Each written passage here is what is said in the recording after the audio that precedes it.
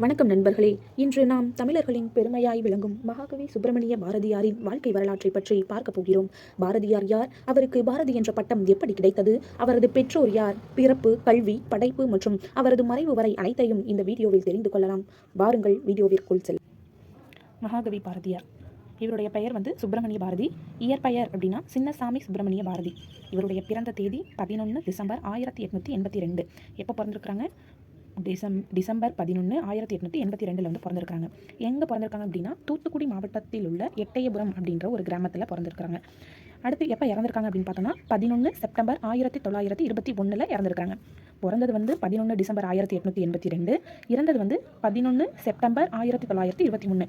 அப்போ பாரதியாரின் வாழ்நாள் அப்படின்னு பார்த்தோம்னா 39 ஆண்டு காலம். இவர் எவ்வளோ நாள் வாழ்ந்திருக்காரு அப்படின்னு பார்த்தோம்னா 39 ஆண்டுகள் தான் வாழ்ந்திருக்காரு.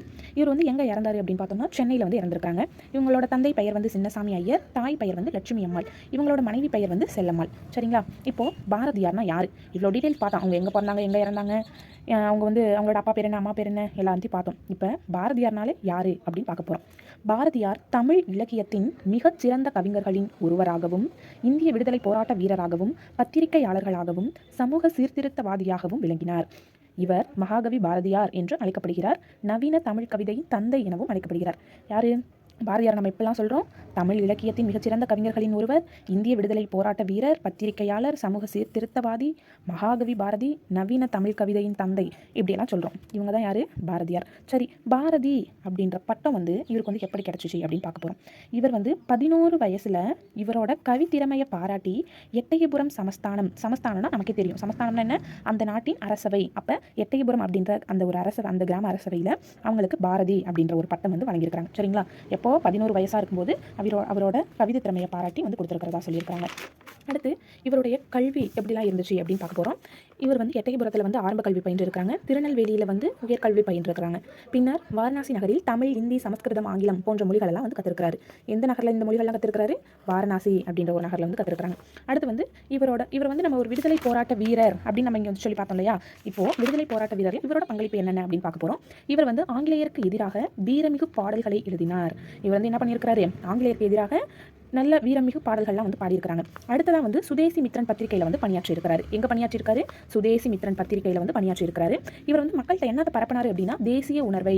மக்களிடம் இவர் என்னத்தை நிறைய பரப்பியிருக்கிறாரு அப்படின்னு பார்த்தோம்னா தேசிய உணர்வை பரப்பியிருக்கிறாரு. இவர் நம்ம அரசோட கண்காணிப்பால் புதுச்சேரி, உங்களுக்கே தெரியும் புதுச்சேரி எங்கே இருக்குன்ட்டு, அந்த மாதிரி அந்த புதுச்சேரியில் இவர் பல ஆண்டுகள் தஞ்சம் புகுந்து வாழ்ந்ததாக சொல்கிறாங்க. யாரோட கண்காணிப்பால்? அரசின் கண்காணிப்பால் பல ஆண்டுகள் புதுச்சேரி நகரில் தஞ்சம் புகுந்தார். சரிங்களா? அடுத்து இவர் ஒரு சமூக சீர்திருத்தவாதின்னு பார்த்தோம் இல்லையா? அதில் இவரோட கருத்துக்கள் என்ன சொல்கிறாரு, இவரோட முக்கியமான கருத்துக்கள்னு என்னத்தை வைக்கிறாரு அப்படின்னு நம்ம பார்த்தோம்னா பெண் கல்வியை ஆதரிக்கிறார். ஃபஸ்ட்டு என்ன பண்ணுறாரு? பெண் கல்வியை ஆதரிக்கிறார். சரிங்களா? அந்த காலத்துலலாம் அடுப்பூதும் பெண்களுக்கு படிப்பதற்கு அப்படின்னு சொன்னாங்க. அந்த காலத்தில் பெண் கல்வியை ஃபஸ்ட்டு ஆதரிச்சுக்கிறாங்க. அடுத்து சாதி வேறுபாட்டை எதிர்க்கிறாரு. நீ இந்த ஜாதி, இந்த மதம் அப்படின்னு இல்லாமல் எல்லாம் ஒன்று தான் அப்படின்னு சொல்லி இவர் என்ன பண்ணுறாரு? சாதி வேறுபாட்டை எதிர்க்கிறாரு. அடுத்து சமத்துவத்தை வலியுறுத்துறாரு. சரிங்களா? அடுத்து என்ன செய்கிறாரு? குழந்தை திருமணத்திற்கு எதிராக போராடுறாரு. சின்ன வயசுலேயே அப்போலாம் மேரேஜ் பண்ணி கொடுத்துருவாங்க இல்லையா? அதுக்காக குழந்தை திருமணத்தை என்ன செய்கிறாரு அப்படின்னா எதிர்த்து போராடுறாரு. இவருக்குன்னு சிறப்பு பெயர்கள்லாம் என்னென்ன இருக்குது அப்படின்னு சொல்லி பார்த்தோன்னா தேசிய கவிஞர், புதுமை கவிஞர், மகாகவி, நவீன தமிழ் கவிதையின் தந்தை, இன்னும் முண்டாசு கவி அப்படின்னு பல பெயர்லாம் இருக்குது. பல பெயர்கள்லாம் என்ன பண்ணுது? இருக்கிறதா சொல்கிறாங்க. ஓகே, இவருடைய படைப்புகள் என்னென்ன அப்படின்னு பார்த்தோன்னா பாஞ்சாலி சபதம், கண்ணன் பாட்டு, குயில் பாட்டு, பாப்பா பாட்டு, இதெல்லாம் என்ன பண்ணுவோம்? நம்ம புக்லேயே படிச்சிருப்போம், நமக்கே தெரியும். இதெல்லாம் 6th to 10th புக்லேயே நல்ல கிளியராக இருக்கும். விநாயகர், நான்மணி மாலை, சின்னஞ்சிறு கிளியே அப்படின்னு நிறைய இவருடைய படைப்புகள் நிறைய இருக்கிறதா சொல்கிறாங்க. இவர் எங்கே இறந்தார், எப்படி இறந்தார் அப்படின்னா இவர் திருவல்லிக்கேணி பார்த்தசாரதி அப்படின்னு ஒரு கோவிலுக்கு போயிருக்கும்போது அங்கே அவருக்கு யானை தாக்குனதுனால அவர் உடல்நலம் பாதிக்கப்பட்டிருந்தார். அதுக்கப்புறம் கொஞ்சம் நாள் கழிச்சு 1921 காலமானார் அப்படின்னு சொல்லி சொல்கிறாங்க. எங்கே போனதுனால அவருக்கு உடல்நலம் சரியில்லாமல் போச்சு? திருவல்லிக்கேணி பார்த்தசாரதி கோவிலில் யானை தாக்கியதால் உடல்நலம் பாதிக்கப்பட்டது. சரிங்களா? ஓகே, இப்போது பாரதியார் பற்றின ஃபுல் டீட்டெயில்ஸ் எல்லாமே பார்த்தோம். என்னென்ன பார்த்தோம்? அவரோட பாரதியார்னா யார், பாரதின்ற பட்டம் அவருக்கு எதனால் கிடச்சிச்சு, எப்படி கிடச்சிச்சு, எந்த அரசவையில் கிடச்சிச்சு அப்படின்னு பார்த்தோம். அடுத்து இவரோட கல்வியை பற்றி பார்த்தோம். எங்கே படித்தார், எங்கே பல மொழிகள் எல்லாம் கற்றுக்கிட்டாரு அப்படின்னு பார்த்தோம். இவரோட விடுதலை போராட்ட வீரர் அப்படின்னு சொன்னதில் அவரோட பங்களிப்பு என்ன, இவரோட சமூக சீர்திருத்த கருத்துகள் என்னென்ன, சிறப்பு பெயர்கள் என்ன, இவரின் முக்கிய படைப்புகள், இவர் எப்படி இறந்தார், அது எல்லாத்தையும் பார்த்தோம். இப்போ என்ன பண்ண போகிறோம் அப்படின்னா பாரதியாரின் புகழ்பெற்ற வரிகள். இவர் பல கவிதைகள் எழுதியிருக்கிறாரு, பல வரிகள் எழுதியிருக்கிறாரு. சரிங்களா?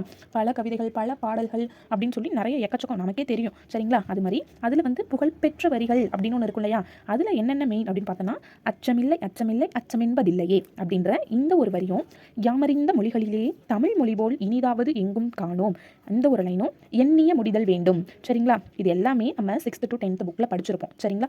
இதுதான் இவருடைய புகழ்பெற்ற வரிகள்னு சொல்கிறோம். ஓகே ஹாய்ஸ். ஓகே. அச்சமில்லை அச்சமில்லை அச்சமென்பதில்லையே என்று துணிச்சலை விதைத்த மகாகவி பாரதியாரை நாம் என்றும் நினைவில் கொள்வோம். இந்த வீடியோ உங்களுக்கு பயனுள்ளதாக இருந்தால் லைக் செய்யுங்கள், ஷேர் செய்யுங்கள். மேலும் இது போன்ற கல்வி சார்ந்த வீடியோக்கள் தொடர்ந்து பார்க்க என் சேனலை சப்ஸ்கிரைப் செய்யுங்கள். புதிய வீடியோக்களின் அறிவிப்புகளை உடனுக்குடன் பெற பெல் ஐகானை கிளிக் செய்ய மறக்காதீர்கள். நன்றி.